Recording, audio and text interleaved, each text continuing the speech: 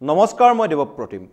অসমৰ কৃষকে দিল্লী চলো কাৰ্যসূচীত কিয় অংশগ্ৰহণ কৰা নাই আজিৰ দিনটোৰ এটা গুৰুত্বপূৰ্ণ প্ৰশ্ন এয়া শেহতীয়াকৈ মোদী চৰকাৰে গৃহীত কৰা the farmers produce trade and commerce bill farmers agreement of price assurance and farm services bill আৰু এছেঞ্চিয়েল কমোডিটিজ এমেণ্ডমেণ্ট বিলৰ বিৰুদ্ধে পাঞ্জাব হাৰিয়ানা আদিৰ ৰাজ্যৰ কৃষকে দুমাহ ধৰি আন্দোলন অব্যাহত ৰাখিছে আৰু শেহতীয়াকৈ লাখ লাখ কৃষকে প্ৰতিবাদ কৰিবলৈ দিল্লীত প্ৰৱেশ কৰিছে এই তিনিখন আইন সমগ্ৰ দেশৰ বাবে গৃহীত কৰা হৈছে কিন্তু অসমৰ কৃষক কিয় এই আন্দোলনত সামিল হোৱা নাই এয়া এটা গুৰুত্বপূৰ্ণ প্ৰশ্ন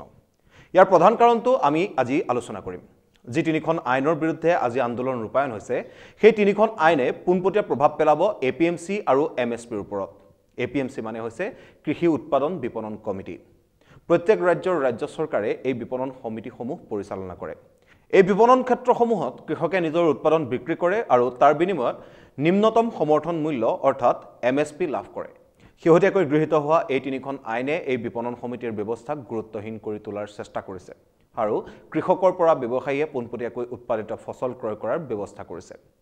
এপিএমচিয়ে নিম্নতম সমৰ্থন মূল্য আদায় দিয়াৰ দৰে এতিয়াৰ পৰা ব্যৱসায়ীসকলে কৃষকক নিম্নতম মূল্য প্ৰদান কৰিবলৈ বাধ্য নহব যাৰ ফলত ব্যৱসায়ীৰ পৰা নিম্নতম সমৰ্থন মূল্য লাভ নকৰাৰ আশংকাত কৃষকসকলে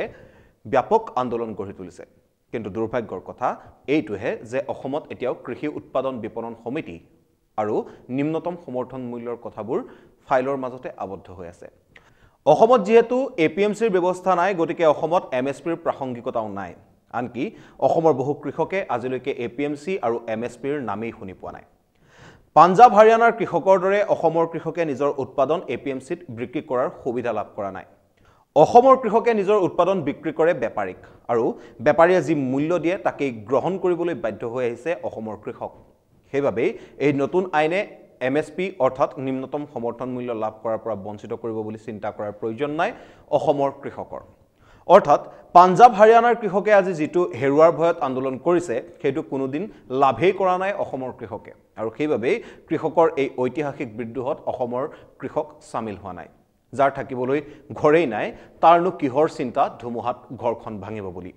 অসমত যে এপিএমচি ব্যৱস্থা নাই তাৰ ফলত অসমৰ কৃষকে কিদৰে লোকচানৰ সন্মুখীন হৈ আহিছে এবাৰ সহজ ভাষাত বুজি লওঁ আহক যুৱ বুদ্ধিজীৱী বনজিৎ হুছেইনে আগবঢ়াইছে ইয়াৰ এটা সৰল ব্যাখ্যা পাঞ্জাবত এপিএমচি আছে অসমত নাই 2019-20 বৰ্ষৰ এমএছপিৰ আধাৰত চাওঁ আহক দুই ৰাজ্যৰ এটা তুলনাত্মক সমীক্ষা পাঞ্জাবত শালি ধানৰ এমএছপি 1770 টকা প্ৰতি কুইণ্টলত প্ৰতি হেক্টৰত ধান উৎপাদন হয় 7413 কিলোগ্ৰাম উন্নত সাৰ আৰু কাৰিকৰী পদ্ধতি ব্যৱহাৰৰ বাবে ব্যয় হয় প্ৰতি হেক্টৰত 50116 টকা এমএছপি অনুসৰি প্ৰতি হেক্টৰত বিক্ৰী মূল্য 1,31,210 টকা ব্যয়খিনিক বাদ দিলো প্ৰতি হেক্টৰত লাভ 81,094 টকা এয়া পাঞ্জাবৰ হিচাপ এতিয়া চাওক অসমৰ হিচাপ অসমত শালি ধানৰ বজাৰ মূল্য প্ৰতি কুইণ্টলত প্ৰায় 1250 টকা প্ৰতি হেক্টৰত উৎপাদন হয় 1939 কিলোগ্ৰাম ব্যয় হয় 27250 টকা বজাৰ মূল্য অনুসৰি প্ৰতি হেক্টৰত বিক্ৰী মূল্য 24237 টকা অৰ্থাৎ প্ৰতি হেক্টৰত অসমৰ কৃষকৰ লোকচান হয় 3013 টকা এটা কথা ঠিক যে অসমৰ বেছিভাগ কৃষকে নিজৰ শ্ৰম প্ৰদান কৰি উৎপাদন ব্যয় হ্ৰাস কৰে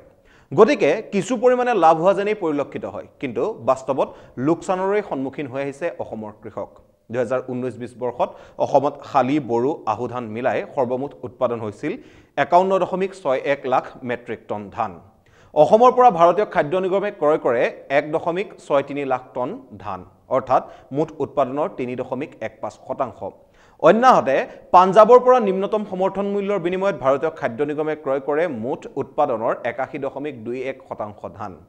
খাদ্য নিগমে ক্ৰয় কৰা ধানৰ আৰ্দ্ৰতা হ'ব লাগে 17% অসমৰ ধানৰ আৰ্দ্ৰতাৰ পৰিমাণ প্ৰায় 22ৰ পৰা 23% সেইবাবে অসমৰ ধান খাদ্য নিগমে ক্ৰয় নকৰে বুলি বিভিন্ন সময়ত চৰ্চা হয় কিন্তু নিৰ্দিষ্ট প্ৰযুক্তি আৰু দ্ৰব্য ব্যৱহাৰ কৰি অসমৰ ধানৰ আৰ্দ্ৰতা ক্ৰমৰ ব্যৱস্থা কৰিব পাৰি যেটো অসম চৰকাৰে কোনোদিনেই নকৰিলে